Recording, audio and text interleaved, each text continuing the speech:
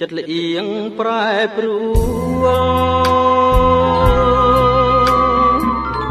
តូចង់ស្រលជ្រួលរេរំសបាយ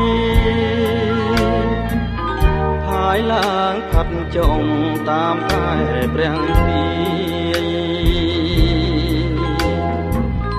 រាយមានឆាឆាយគ្មានស្នាយសន្ទយ៉ាង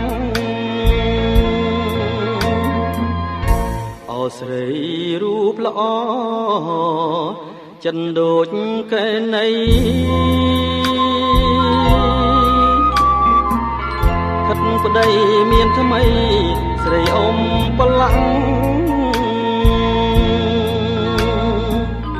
បណ្ដាបាញ់ឈឺឲ្យក្តៅវល់អាំង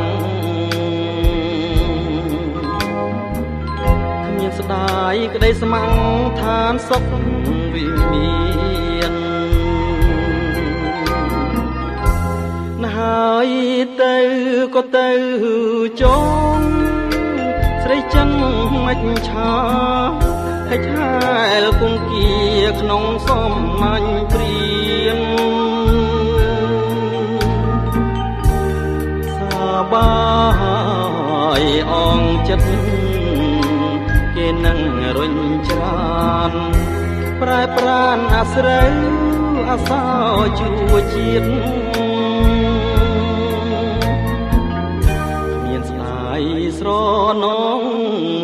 អាឡងពន់ល្អងតាមក្តៅពន់ពងចង់តែពិឃាតហើយទប់កំហឹងខំប្រឹងស្មឹងស្មា